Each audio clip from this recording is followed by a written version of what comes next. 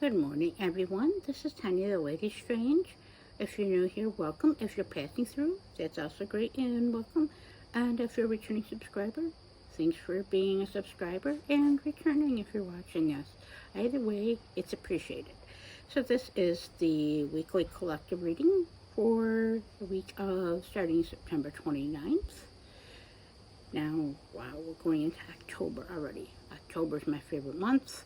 I will be doing a 31 Days of Strange, a different thing every day, whether it having to do with my favorite heavy metal band or music overall, just other bands and things to show.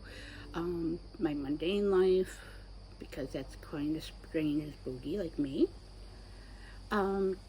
Also, movies of the paranormal, witchcraft, and horror genre, which is my favorite, of course. And just overall, like the decks and things I do magically that I use, because it's October and because I can. So with that being said, look for those upcoming this week, starting on Tuesday the 1st already. So again, I hope this finds you all well, and I appreciate you being here in my space in my foresty backyard with me, despite me getting bit up by mosquitoes, even though it's a cool, windy day at this point. Either way, I'm glad to have this blessing and this opportunity. I don't like the snow that's coming up. I'm not a winter gal. Oh well. So enough about me and my rambles, and let's get on with it. So the decks this week I'm using will be the Joseph Virgo Gothic Tarot, the Fallen Angels Oracle. Now I forget who this is by, but you can look it up. There's plenty of reviews and things online. Great compliment as it's cemetery images on that, and a very great complimenter and clarifier in the tarot. And of course, no surprise if you watch any of my previous videos, the Haunted Manor Oracle, which is appropriate for this year, or for me this year, but just appropriate overall. It's a great clarifier and the beauty and the aesthetic, and that which is spooky season. Everyday spooky season for me in a way, but just particularly October. It's just full blown. So let's get on with it. And these colors and this aesthetic work very well together, even though first time I'm using all three together and showing all three together on the channel as working together. So let's see what is the message. And already the cards going flying. Sorry about that. Give me a moment.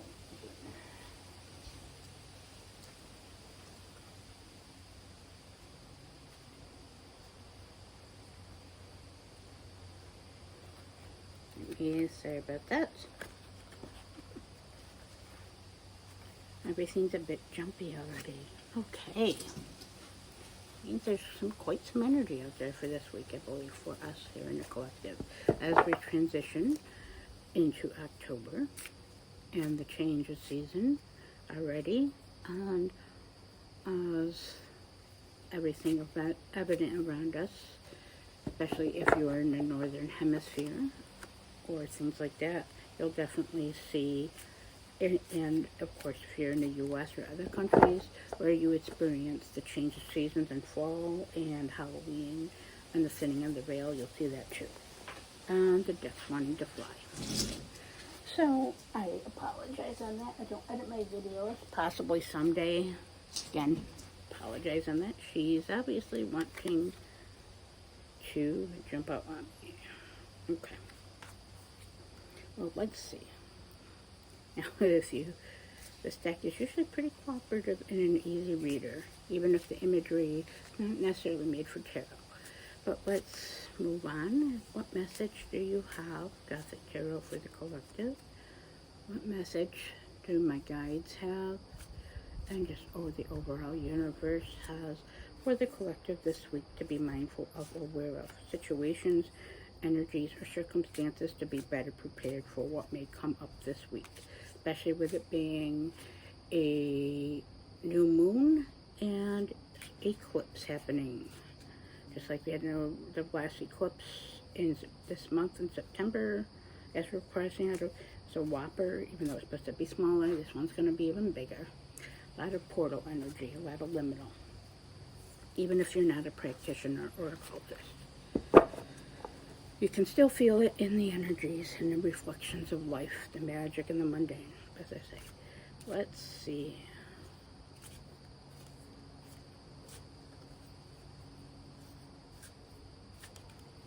Let's see what we have for the collective here. My favorite card in this deck, well, my favorite image in this deck, honestly, the Chariot.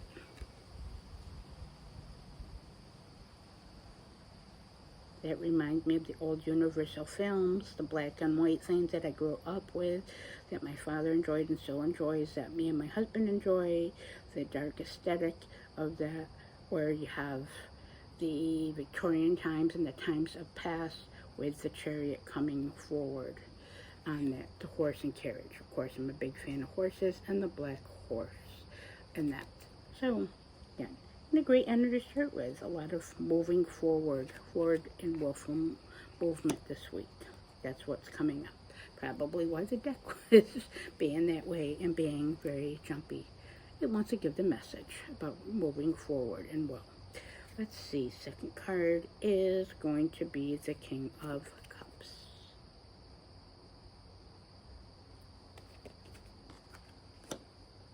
And lastly, there is the Two of Swords.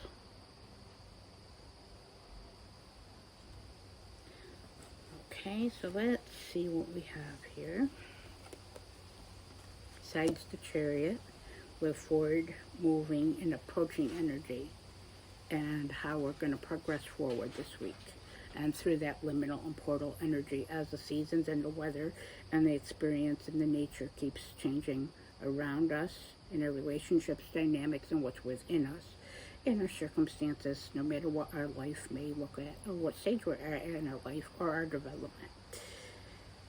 And let's see, so King of Cups here, as mentioned, cups are having to do with emotional energy, the water, the tidal energy, kind of like how the new moon will be developing after the dark moon this week. And also how the King of Cups is always a character. See how he is holding up the chalice on there, which chalices are cups in this deck. They are emotions. It's what's being offered emotionally and energetically. The King of Cups is a very, whether it applies to a person or an energetical situation or yourself even, whether you are identified as a male or a female, is what's being presented in that emotional maturity energy. You can see he has that mature type of feeling to him.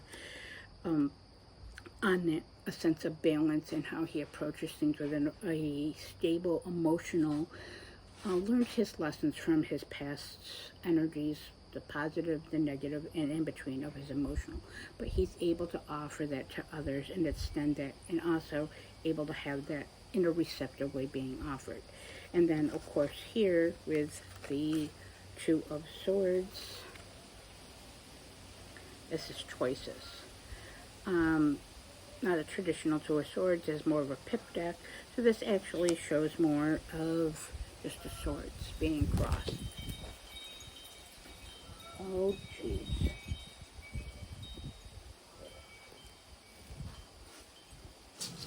You're going to have to excuse me a second.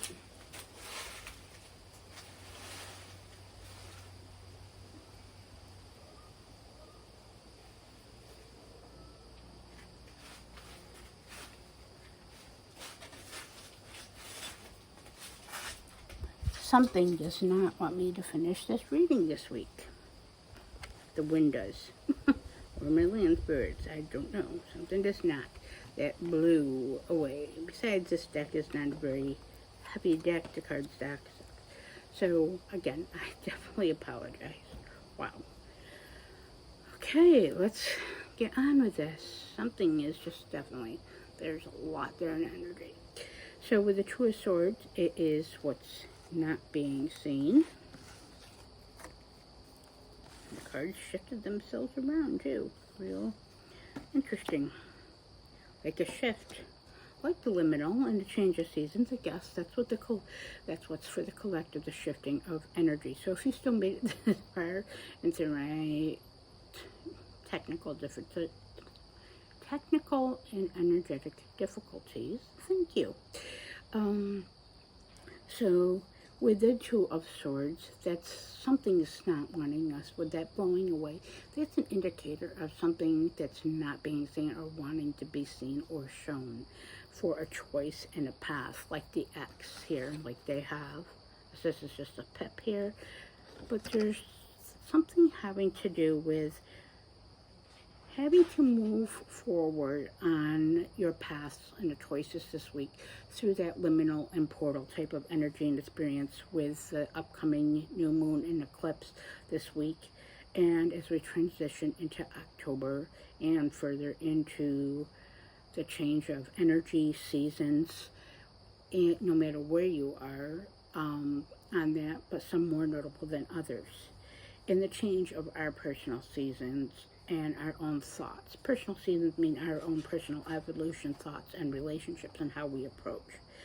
So I do see this week is going to be about approaching. Are you going to make, for whom this may resonate in the collective, are you going to approach things with forward progress through the dark?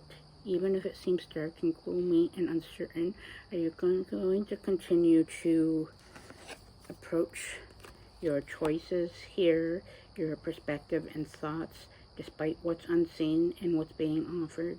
Are you going to approach that with a healthy perspective and emotional maturity and what's being offered to you as learning from your lessons and emotional maturity and what's being offered to you from your support system, whether that be other people in your life, your spiritual system, your ancestors, as mentioned last week, they're coming forward again. Are you going to be embracing that? Embracing the emotional maturity that you have and have developed and experienced, but also what's being offered to you. There's that emotional energy and maturity of that being offered to you, from not only from yourself, but from others, and extending it to others and being generous with that, and being generous with your own self. That means recognizing your emotions and flowing through that, despite not seeing that. And that kind of mental block and blinder energy that the Two of Swords typically has is definitely, with the cards blowing out, this week's gonna be a high-powered week.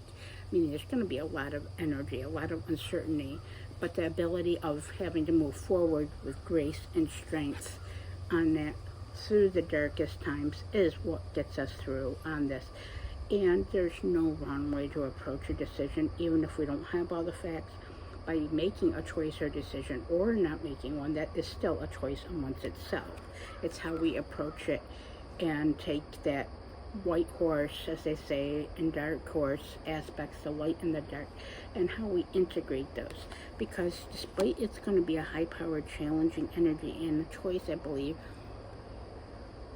has been or is currently being forced on us. I do believe it's a continuation of many things that has been happening in the past several weeks of choices I mentioned in my previous readings. If you want to go ahead and check those out, it will. It's all about how what you are receiving and being offered up to you, and what you offer up to those around you. Because that emotional and energetical exchange this week is going to be integral to keep moving forward with your will. So it's all about approach and how you approach it with maturity and emotional understanding, and for your circumstances and for those others around you. We all may sense but don't know how others' experience may be affecting them either, or how theirs affects us. I can't talk. See, there's just something here coming through that it's definitely being blocked on my end, but I'm flowing through it now, aren't I? So this reading, because of that, is a little discombobulated, but again, I believe it's going to be a very good week if we continue to move forward with our choices and our perspective and changes. So let's go ahead and grab some oracle cards to go with this. I'm just going to move these so these don't blow out of the way for the moment, since I seem to want to. So let's see here what the Fallen Angels Oracle has to clarify that Chariot energy on the King of Cups, and being able to face things with emotional maturity and being receptive to others offering us maturity and balance in our emotions and our perspective, to balance out our will and our choices of that what's unseen and what has changed, what's letting go, and what we must do to move forward this week with the challenges that are presented, and have our inner strength and the strength for ourselves and others. Despite challenges, it will make it through, but let's see what this has for the collective to clarify that message. And potentially why there's some blocks and changes that will help aid us to get through this week, for whomever this may resonate with.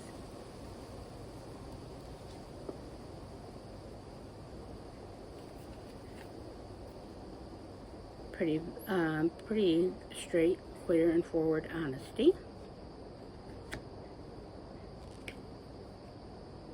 And history. So we have honesty,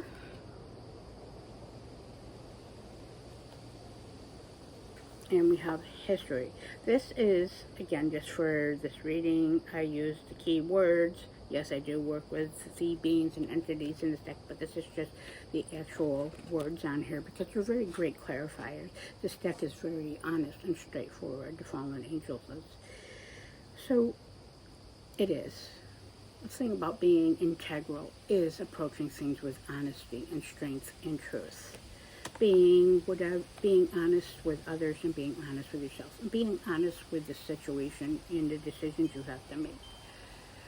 Whether it is a harsh reality or whether it is a harder truth to face, but then again, also by facing the truth and the reality and moving forward the best way you can and know how with your will, your strength, and marrying those different aspects on that, having honesty will also bring everything more into a balance, like the Two of Swords does too, the sense of balance. Kind of like the Justice, in the scales of truth.